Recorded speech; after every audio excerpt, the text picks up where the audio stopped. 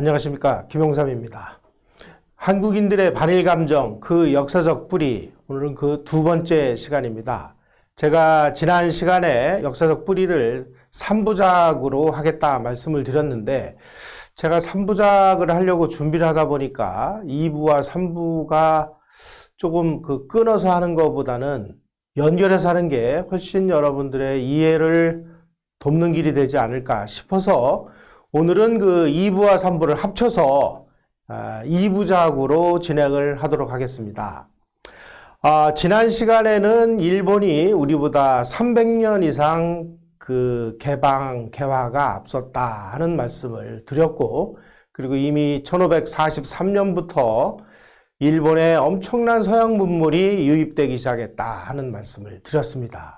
자, 그러면 비슷한 시각에 중국에서는 어떤 일이 일어났는지를 우리가 들여다보면서 이 반일 감정이 어떻게 이 친중 감정으로 연결되는지에 대한 그 해답을 찾는 시간이 되겠습니다. 지금 여러분이 보고 계시는 저 사진은, 저건 물론 드라마의 한 장면이긴 합니다만은, 조선의 국왕 인조가 청나라 황제 홍타이지라고 하죠.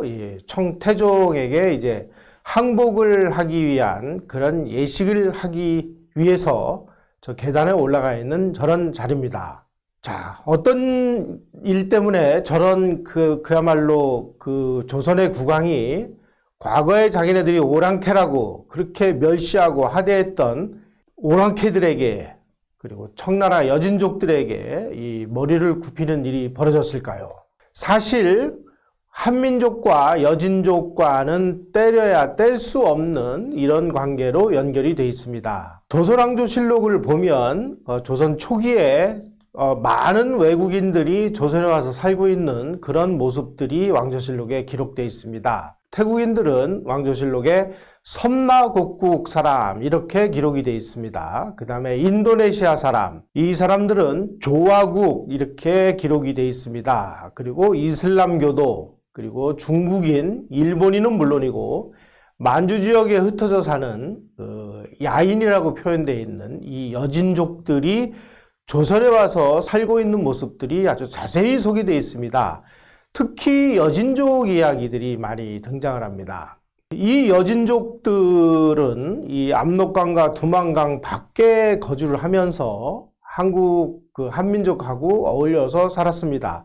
특히 이성계가 조선왕조를 세우기 위한 쿠데타를 일으킬 때 여진족 군사들이 이성계에 휘하해서 이성계를 도와서 조선을 건국하는 그런 모습들도 보입니다. 특히 이 조선 초기에 이 동북쪽 국경 지역에서 모여 살던 이 여진족들은 자꾸만 이제 국경을 넘어와 가지고 이 조선과 충돌이 빚어지니까 조선 조정은 이 사람들을 좀 달래기 위해서 여진족의 추장들 가운데 아주 신체 건강하고 무예가 뛰어난 사람들을 서울에 보내서 일종의 볼모로 잡아놓고 시위를 살도록 했습니다. 이 시위가 뭐냐? 이 왕실을 수비하는 시위대에 배치를 시켰다는 뜻입니다. 지금으로 설명을 드리면 청와대 경호실에 여진족들을 소속시켜서 이 대통령 경호 임무를 맡긴 셈입니다. 그 당시에 아주 문명이 좀 뒤떨어지는 걸로 그렇게 하대를 받던 여진족들이 조선에 와서 시위를 사는 것은 그 사람 입장에서 보면 문명국에서 선진 문물을 습득할 수 있는 유학의 기회가 됐습니다. 또 조선 입장에서 보면 여진족들하고 이 무력 충돌을 방지하기 위한 아주 좋은 수단이 됐습니다. 그래서 상호 위민할 수 있는 이런 방법을 계속 확대를 해서 많은 여진족들이 조선에 와서 시위를 살게 되었습니다. 때문에 조선에 시위를 살러 오는 여진족들 대부분은 아주 활도 잘 쏘고 아주 무예가 뛰어난 이런 전사들이 대부분이었습니다. 조선왕조실록에서 조선에 와서 가장 고위 관직에 오른 사람은 여진족 장군 동청례라는 사람입니다. 이 동청례 장군은 연산군 시절에 과거에 급제를 해서 무과에 급제를 했습니다. 과거에 급제를 해서 아주 글도 잘 쓰고 읽고 그리고 무예가 뛰어나서 아주 승승장구를 해서 성종 시절에 묵과에 급제해서 연산군 시절에 왕실 경호대장까지 올랐습니다. 그런데 이 사람이 중종반정, 그러니까 연산군을 몰아내는 쿠데타에 참여를 했는데 여진족이라서 그런지 자기는 공을 많이 세웠음에도 불구하고 차별 대우를 받았습니다. 거기에 대한 이제 불만을 토로하다가 영모죄로 이제 능지처참을 당하는 사례가 왕조실록에 기록이 되어 있습니다. 이렇게 조선에 와서 조공을 바치고 볼모로 시위를 살던 이 여진족들이 조선 중기가 되면서 이 누르하치라는 이 난세의 영웅을 만나가지고 여진족들이 아주 대대적으로 약진을 하기 시작을 했습니다. 누르하치는 그 건주 여진이라는 부족의 추장이었습니다. 바로 압록강 이북 그 두만강 그 일대에 모여 살던 부족이 건주 여진입니다. 바로 이 그 건주 여진족들은 아주 그 당시에 아주 중요한 국제 교역품이 모피였고, 그 다음에 조선에서 나는 인삼이었습니다. 이 모피와 조선 인삼을 독점적으로 무역을 하면서 아주 큰 그 부를 축적을 하기 시작했습니다. 이러한 부를 바탕으로 해서 은을 많이 확보를 했고, 그러한 그 재력을 바탕으로 여진 각 부족을 정복해서 만주족의 지도자로 부상한 것이 누르하치입니다. 광해군 8년에 1616년입니다.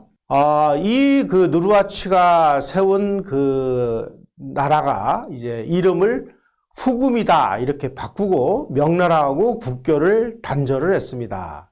원래 여진족들이 그 전에 12세기 무렵에 이 금이라는 나라를 건설을 했는데 우리는 그 금의 그 후예다라는 뜻에서 후금이라고 이름을 정한 것입니다. 자, 그런데 이 그 후금 세력이 아주 점점 더 강대해져서 이 명나라의 패권에 도전을 하니까 명나라가 군대를 동원해서 만주 일대에서 이 누르하치군을 이제 그 공격하는 이런 일이 벌어졌습니다. 이때 이제 명나라에서는 조선에 병력을 보내라 이렇게 압력이 와서 할 수 없이 이제 광해군이 우리 군대 13,000명 정도를 만주로 보냅니다. 그 당시 그 만주 파경군 사령관이 강홍립인데 이 사람이 이제 군대를 지휘해서 만주로 파병을 해서 이 떠오르는 태양 같은 후금하고 이제 전투를 하는 상황이 됐습니다. 그런데 이때 강홍립과 조선군이 이 그 누르하치 군대하고 싸움을 하지 않고 조직적으로 투항을 하는 사건이 벌어졌습니다. 그 당시에 아주 외교에 능수능란했던 광해군이 후금하고 사전에 미리 밀약을 맺어가지고 조선군은 후금하고 싸우지 않겠다. 우리는 조직적으로 투항을 하겠다. 하고 사전에 밀약을 해서 우리 군대가 투항을 한 것입니다. 그러므로 해서 이 광해군의 아주 현실 외교를 통해서 조선은 이 명과 후금 간의 갈등에서 이 안보를 지킬 수가 있었습니다. 누르하치는 1626년 2월에 이 만리장성의 그 입구인 그 산해관 부근을 그 공격을 하다가 부상을 입어서 사망을 했고, 그 아들, 그 여덟째 아들 홍타이지라는 사람이 황제에 올라가지고 1636년에 청제국을 선포를 합니다. 드디어 이제 이 중국 대륙에서 이 명나라와 청나라의 이 쟁패전이 벌어지기 시작을 한 것입니다. 문제는 이 무렵에 이 떠오르는 태양 청과 지는 해 명나라 사이에서 조선이 끼어서 자칫 잘못하면 이게 침략을 받을 수 있는 이런 위기에 처해 있었습니다. 하지만 그 당시 조선 국왕 광해군은 아주 놀라운 현실 외교, 실용 외교로 이 명청 그 교체기에 국제전쟁에 휘말리는 것을 피했습니다. 그런데 1623년에 이 조선의 그 서인들이 쿠데타를 일으켜가지고 광해군을 폐위하고 인조 정권을 출범시키는 인조 반정이라는 쿠데타가 일어납니다. 자, 인조의 그 쿠데타 명분은 무엇이냐? 광해군이 싸가지 없게도 이 중화의 나라 명나라에다가 사대를 하지 않고 이 오랑캐들하고 친하게 지냈다는 점, 이게 가장 큰 쿠데타의 원인이었습니다. 두 번째로는 계모인 인목대비를 죽이고 자기 동생을 죽였다. 그래서 불효를 했다. 불충과 불효를 했으니 당연히 쿠데타를 일으켜서 쫓아내야 된다. 이래가지고 이제 광해군을 몰아내고 새로 인조정권이 들어섰는데, 인조정권은 망해가는 명나라를 끊임없이 섬겨야 된다는 이 시대착오적인 외교정책을 고수를 했습니다. 그 결과 조선은 정묘호란 그리고 병자호란이라는 침략을 자초하게 됩니다.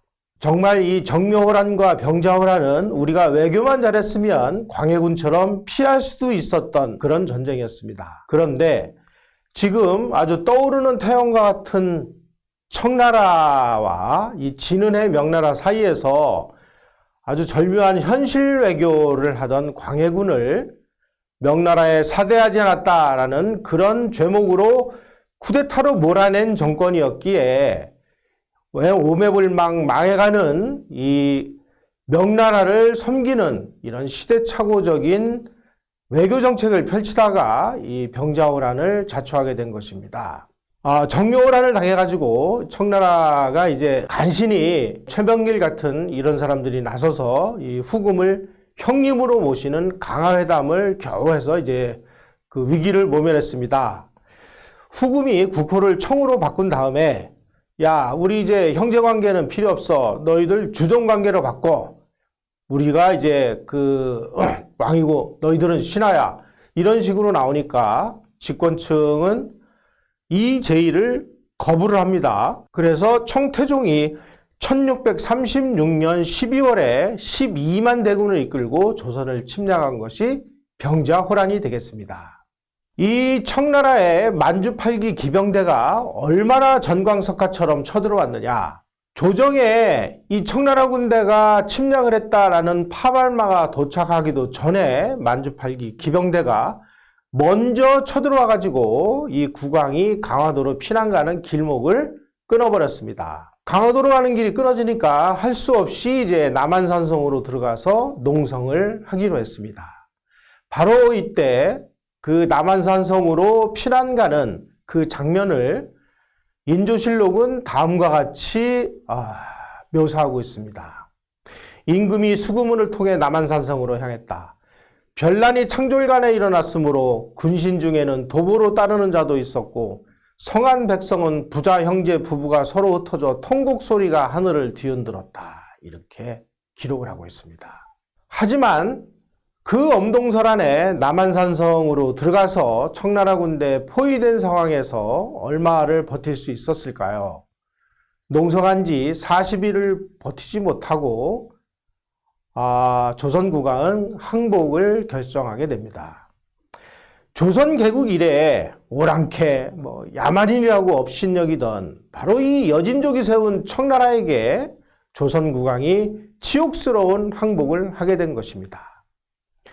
항복 소식이 알려지자 이조 참판 정원, 예조 판서 김상현 이런 사람들은 자결을 시도했는데 배를 칼로 찔렀는데 너무 살살 찔렀는지 죽지는 않았습니다. 그래서 1637년 음력으로 1월 30일에 조선 국왕이 지금의 잠실에 있는 야구장 맞은편 쪽인 그 삼전도에 가서 청태종 홍타이지에게 3번 머리를 조아리고 9번 이마를 땅에 찢는 아주 치욕스러운 항복 의식을 거행을 합니다.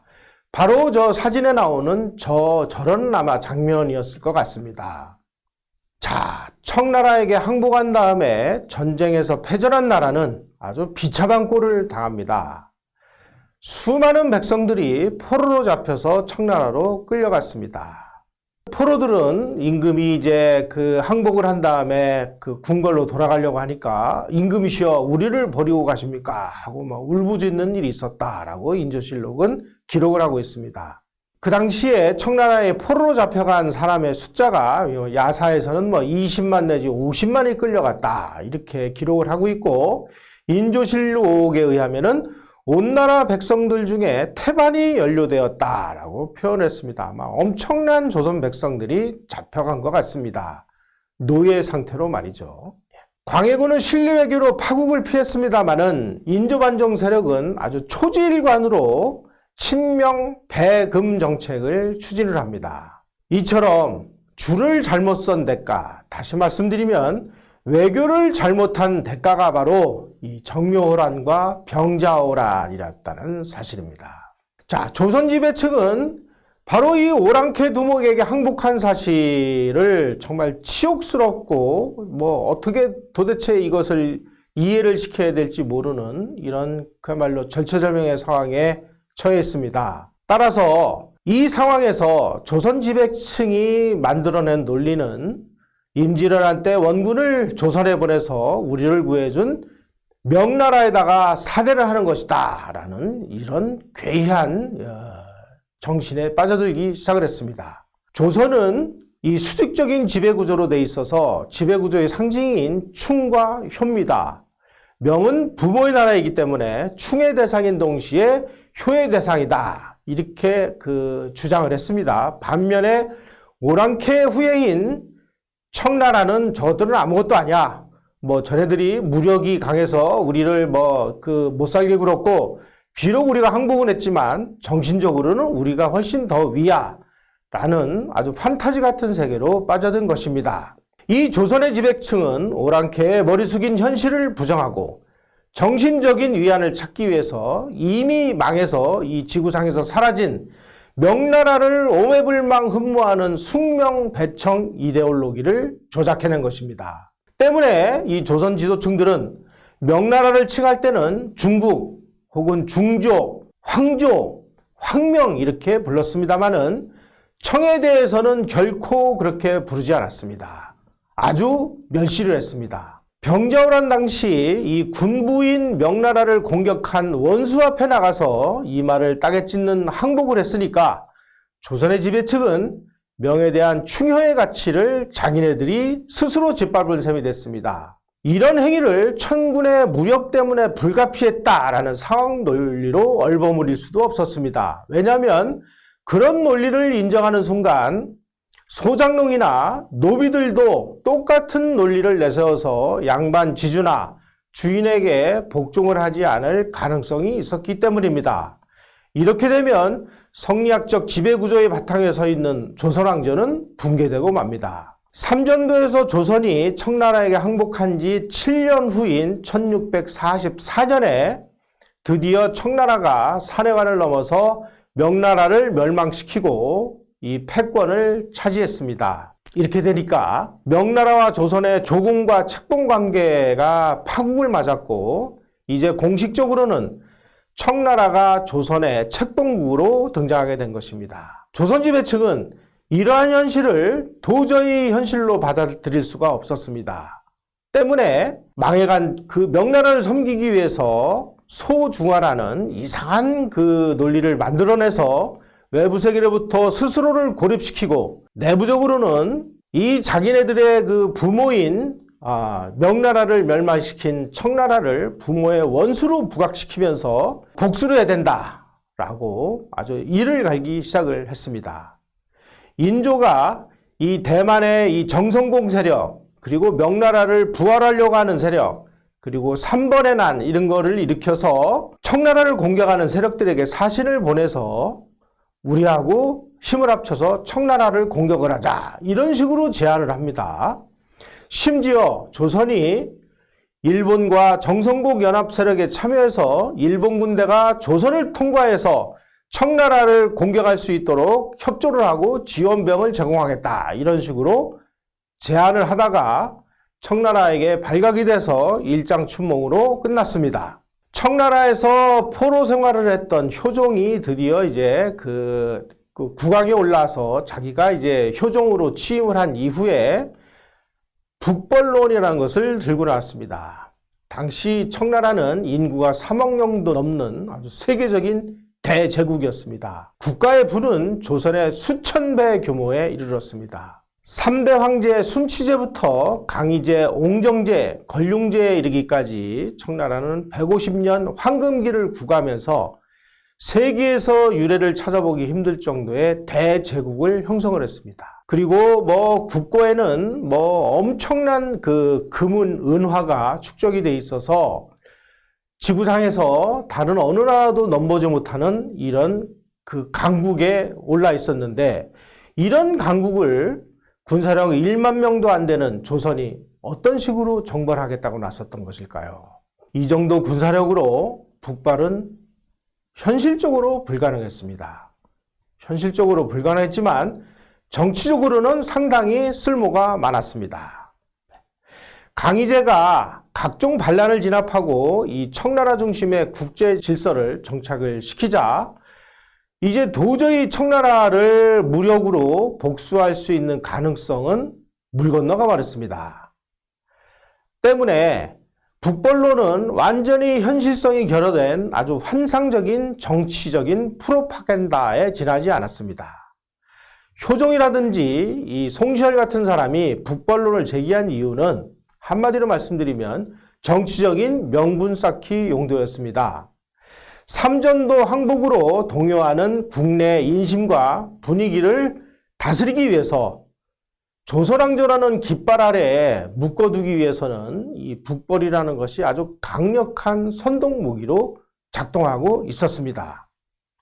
따라서 북벌론을 진짜로 청나라를 정벌하기 위해서였던 것이 아니고 이 병자호란 패배 책임 그리고 정치경제적인 위기를 피해서 자신들의 소위 말하는 조선 양반 관료층의 지배력을 강화하기 위한 프로파간다였습니다. 1680년대 이후에 이 북벌 담론이 파괴력을 잃어가기 시작을 했습니다. 왜냐하면 청나라가 이제 아주 확고부동한 안정을 되찾았기 때문이죠. 이렇게 되니까 조선 지도부는 청나라를 천자의 나라 명나라를 멸망시킨 강도이자 문명의 공적, 더러운 원수의 나라라고 포지션을 하기 시작을 했습니다. 현실과 이상의 괴리를 겪은 조선 지배층은 이미 멸망해서 사라진 명나라의 의리를 지킨다고 하는 이 배청, 복명, 그리고 존명 사대 같은 아주 비이성적이고 비현실적인 환타지의 세계로 도피하기 시작했습니다. 조선 국력으로는 도저히 청에 대항할 수 없는 그 무력감에서 자기네들 스스로를 소중화로 자리매김을 하기 시작을 했습니다. 소중화 논리는 이렇습니다. 중원조차 오랑캐 만주족에게 더럽혀진 현실에서 중화문물을 간직한 나라는 조선밖에 없다. 따라서 중화문명의 적통이자 계승자는 만주족 오랑캐가 세운 청나라가 아니라 조선이다. 따라서 이 세상 유일의 문명국이요 중화국이라는 믿음이 조선 중화사상의 핵심이었습니다. 바로 이러한 조선의 존명의리 가치를 현실화한 괴물이 대보단이라는 것입니다. 1703년에 충북 괴산군 청천면 화양리에 만력제라 불리던 그 명나라 신종 황제를 제사 지내기 위해 만동묘라는 사당을 건립을 했습니다. 만력제는 임진왜란 때 명나라 군대를 조선에 보내서 조선을 위기에서 구해줬다고 하는 제조지은의 황제였습니다. 임진왜란 때 왜군을 물리친 것은 명군의 활약도 있었습니다마는 각지에서 봉기한 의병들의 게릴라전 그리고 이순신 장군이 이끄는 조선 수군의 활약 덕분입니다. 임진왜란이 끝났을 때 이 선조와 당시 지배층들은 의병장이라든지 이런 사람들의 전공을 세운 사람들을 포상을 하고 높일 경우에 저 사람들이 전국을 주도해서 자기들의 권위에 도전할 우려가 있다고 판단했습니다. 때문에 일부 의병장들에게 역모 혐의를 씌워서 재고를 하고 모든 공은 명나라 군사가 세웠다. 그래서 명나라에게 돌리는 정치적인 사기극을 벌였습니다. 명나라를 파병해서 조선을 구해준 신종 황제의 은공을 갚기 위해서 사당을 지어야 된다라고 선동한 인물은 노론의 우두머리인 송시열이었습니다. 바로 이 송시열이 장희빈의 아들 왕자 윤, 이 사람이 나중에 이제 경종 임금에 오르는데 이 윤의 세자 책봉을 반대하다가 사약을 받고 죽게 됐습니다. 송시열은 죽기 전에 화영동 서원에다가 선종과 그리고 명나라의 마지막 황제인 숭정제의 사당을 세워 제사를 지내달라라고 제자들에게 유언을 남겼습니다. 송시열의 유언을 받들어서 제자들이 건립한 사당이 만동묘였습니다. 아니, 이런 움직임을 이제 보고를 받은 숙종임금은 아니, 이토록 중요한 이슈를 지방 선비 집단들이 선점할 경우에 이 국왕의 권위가 위축될 것을 우려했습니다. 그래서 1704년에 명나라가 패망해서 지구상에서 사라진 지 60주년을 기르기 위해서 국가와 왕실 차원에서 저 창덕궁 후원 깊은 곳에 명나라 신종에게 제사를 올리는 대보단을 국가 차원에서 건립을 했습니다. 대보단이라는 것은 큰 보훈을 위해 쌓은 재단이다 라는 뜻입니다. 비록 명나라는 멸망해서 없어졌지만 우리는 끝까지 사대의 의리를 지킨다 라는 그런 성리학적인 그 중화사상을 추구한 조선의 그 자위적 정서, 다시 말씀드립니다마는 시대착오적인 정서가 대보단 건립으로 표출된 것입니다. 이 대보단에서 이 제사를 지내 명나라 황제들에게 제사를 지내는 이러한 대보단 제사는 영조 시절에 명나라를 건국하고 조선이라는 국호를 하사한 홍무제, 그리고 명의 마지막 황제 숭정제를 함께 모시는 제단으로 발전했습니다. 이때서부터 조선 국왕들은 매년 적어도 4차례 이 세자를 비롯해서 문무백관을 거느리고 대보단에 나가서 이미 망해 없어진 명나라 3명 황제의 기일에 맞춰서 거국적으로 제사를 지냈습니다. 명나라의 새 황제는 자기 나라가 망한 후에도 200년 이상 조선 국왕으로부터 융숙한 제사상을 대접받게 되었습니다. 대보단 강화에 아주 심혈을 기울인 국왕은 일반 사람들이 계몽군주라고 아주 붕붕 띄워놓은 정조 임금이었습니다. 정조가 그 국왕에 취임했을 때는 이미 명나라가 멸망하고 사라진 그 후 130년이 지난 시기였습니다. 그 무렵에는 쇠락의 기미조차 보이지 않는 청나라의 질서가 너무 튼튼해서 국내에서는 이미 청나라가 진짜 중화문명을 계승한 거 아니냐, 이런 현실은 우리가 현실로 받아들여야 되는 거 아니냐라고 라는 인식이 나타나는 그런 상황이었습니다.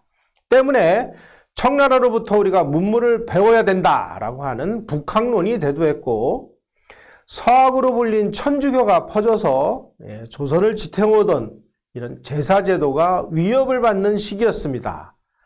바로 이러한 시기였음에도 불구하고 정조는 명나라 새 황제의 기일에 빠짐없이 문무백관을 거느리고 가서 명나라 황제들에게 제사를 올렸습니다. 그리고 현실적으로 우리가 청나라에게 눌려 살고 있지만 정신적으로는 우리는 명나라 질서하에 살고 있다라고 위안을 삼고 착각을 한 것입니다. 따라서 우리는 정조가 정말 개혁군주라고 이름을 붙일 수 있는 그런 국왕인지, 아니면 주자학적인 유교 질서의 강화를 추진한 시대착오적인 군주인지 냉정하게 따져볼 때가 왔습니다.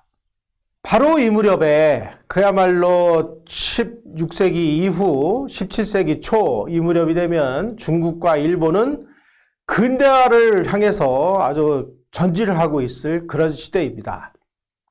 바로 그런 시대에 조선은 소중화를 향해서 돌격을 하기 시작을 했습니다. 중국 대륙에서 명청이 교체되면서 야, 이제 저 주작은 더 이상 저거는 현실적이지 못하다 해서 주작의 대안으로 양명학과 고증학이 대두를 했습니다. 그리고 중국에서 도시경제와 장거리 상업이 발전을 했고, 자본주의의 맹하라 불리는 분홍 경영이나 공장제 수공업이 활발하게 전개됐습니다. 또 지난번 그 1편에서 말씀드렸듯이 이 출판업이 융성을 해서 이 정보량이 급격하게 늘어나면서 일반 백성들에게까지 지식이 보급이 돼서 소위 말하는 지식혁명이 일어나고 있었습니다. 일본에서도 마찬가지였습니다. 주작의 사변적이고 형이상학적인 세계에서 탈피해서 실천윤리를 강조하는 양명학과 고증학으로 이미 눈을 돌렸습니다. 그리고 일본은 지난 1편에서도 말씀드렸다시피 네덜란드에서 유입된 서양학문인 난가쿠를 크게 발전시켰고 수많은 개혁 영주들이 나타나가지고 근대화를 착실하게 시행하던 그런 시기였습니다. 이런 시기를 이용해서 일본은 유럽에다가 칠기와 도자기, 그리고 17세기 이후에는 은 이런 것들을 수출해서 국부를 창출하고 근대화를 위한 준비를 착착 진행해 나가기 시작을 했습니다. 이처럼 결정적인 시기에 조선 양반 지도층은 변화를 거부하고 소중화의 인식체계로 빠져들어가기 시작을 했습니다. 오로지 주저학만이 정통이라면서 다른 학문들은 다 사문난적으로 몰아서 도륙을 하면서 다른 나라와의 교류, 통상을 끊고 스스로 폐쇄 고립의 세계로 돌격하기 시작한 것입니다. 청나라에 파견됐던 조선 사신들은 공식적인 접촉을 제외하고는 오랑캐 관리들과는 대화를 기피했습니다. 어디 소중화의 나라의 그 대신들이 싸가지 없는 저 오랑캐 관리들하고 말을 섞을 수 있느냐, 이래서 대화를 기피했습니다. 청나라 시절에 중국 관료사회의 공식 언어는 만주어였습니다. 그리고 황제에게 보고되는 문서는 만주어로 번역이 됐습니다. 조선에서는 오랑캐 언어인 만주어를 배우려고 하는 사람도 없었고, 때문에 청나라의 정치, 경제, 사회, 국제관계에 대해서 고급 정보를 수집하는 것이 불가능했습니다. 아니, 말을 할 줄 아는 사람이 하나도 없는데 무슨 놈의 정보를 수집한다는 말입니까? 그리고 궁중 깊은 후원에 청나라에게 들킬까봐 저 깊은 곳에 대보단을 세워놓고 국왕이 주재하고 백관이 참여한 가운데 청나라의 주목을 피하기 위해서 깊은 밤중에 몰래 도둑제사를 거행을 했습니다. 이러한 도둑제사는 1894년 청일전쟁을 하기 위해서 일본군이 서울을 점령을 하던 그 순간까지 이어졌습니다. 무려 190년 동안 조선왕조는 국왕들이 나서고 문무백관들이 나서서 망에 나자빠진 명나라 황제에게 제사를 지내왔던 것입니다. 국가를 유지하는 권위의 원천은 무력과 그리고 이념, 사상과 학문과 제도에서 나오게 되어 있습니다. 하지만 중화제국의 황제로부터 책봉을 받아온 조선은 모든 권위의 원천은 명나라 황제, 한종 황제로부터 나온다고 착각을 했습니다. 따라서 명나라가 망한 지 250년이 지난 후에도 조선 국왕과 정치 엘리트들은 명나라라는 중화세계와 절연하지 못하고 오매불망 그 나라를 잊지 못해서 환장을 한 그런 상황이 돼버렸습니다. 현실 세계에서 유령의 옷자락을 부여잡고 우리는 오랑캐에게 더럽혀진 국제현실에 굴하지 않고 문화적인 정체성을 간직한 채 꿋꿋이 살아가고 있노라 라고 자의를 했습니다. 바로 이러한 정신이 명청교체기에 삼전도 항복이라는 아수라장을 겪으면서도 왕조가 교체되지 않고 통치 질서를 성공적으로 유지할 수 있었던 비결입니다. 대보단처럼 외국 황제를 국내 정치적인 이유로 국가 차원에서 제대로 규범화한 사례는 인류 문명사에서 찾아보기 힘든 기형 변태적인 현상입니다. 오랑캐에 항복한 치욕감을 씻기 위해서 조선의 지도층은 중화세계로 후진을 한 것이죠. 중화의 상징인 명나라를 흠모하는 주작의 화이론적인 세계관 그리고 문명관을 배타적으로 내재화한 20년 동안 조선은 청나라를 통해서 흘러오는 서양의 선진 문물을 거부하는 시대착오를 반복했습니다. 그들은 청나라가 새롭게 구축한 국제 질서의 동참도 완강히 거부했습니다. 조선은 만주석이 청을 세움으로써 중화사상하고 절연하고 새로운 자의식을 출범시킬 수 있는 절호의 기회를 맞았습니다마는 이 사람들은 새로운 자의식은커녕 죽어서 유령이 된 명나라 황제를 불러내서 국가 차원에서 제사를 지내고 소중하니 존명의리니 하는 이데올로기로 아주 최악의 정신세계에 함몰되고 말았던 것입니다. 근대화 시대의 직면에서도 여전히 명을 중심으로 한 과거 질서와 중화 문명에 의탁함으로써 정치 이념과 사상 철학은 처절하게 붕괴돼서 멸망의 길로 향하게 됐습니다. 조선의 역사시계는 1637년 삼전도에서 청나라에게 항복한 그 시점과 그리고 1644년 명나라가 청나라에게 멸망을 한 그 순간에 정지되고 말았습니다. 바로 같은 시기에 쉬지 않고 문명의 시계를 돌려서 국부를 쌓고 국력을 축적한 주변국 중국과 일본에게 조선은 크게 뒤지기 시작을 했습니다.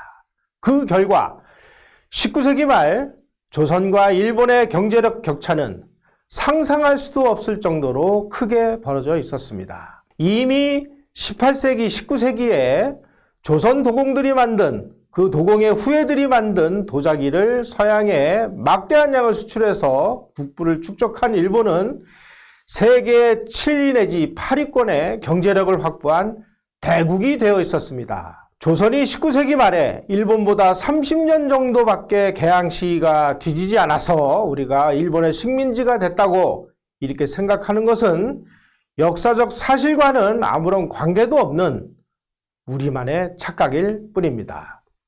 세월이 흐르면서 오랑캐 청나라에 대한 적대적 타자는 청나라를 일본이 퇴출시키고 그 자리에 일본이 들어앉음으로써 자연스럽게 일본을 경멸하고 멸시를 하는 그런 인식체계로 바뀌기 시작을 했습니다. 이러한 적대적 타자에 대한 저항과 거부감, 반감은 한국인들의 강렬한 자주의식과 민족정서, 주체사상, 더 나아가서 종족주의와 결합이 되었습니다.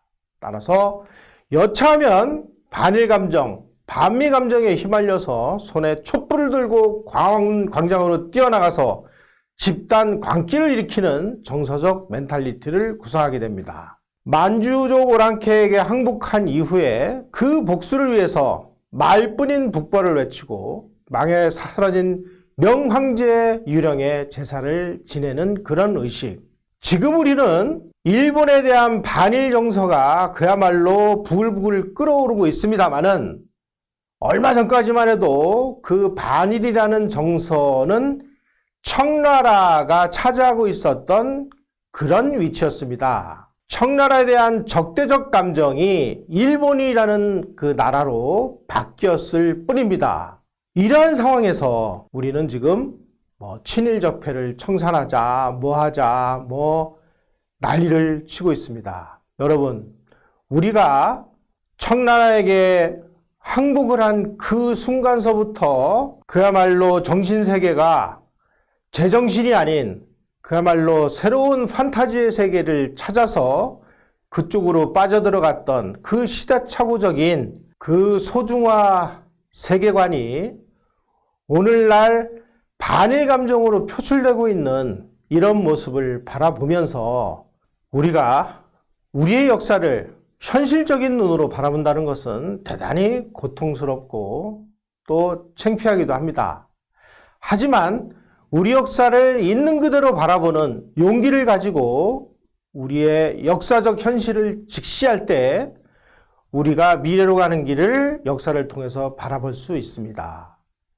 지금 우리 국민들이 가지고 있는 이 반일 감정, 그 뿌리를 추적해 가보면 소중화라는 의식이 나타나고 그 소중화 의식의 끝을 추적해 가보면은 친중 정서와 연결된다는 사실입니다.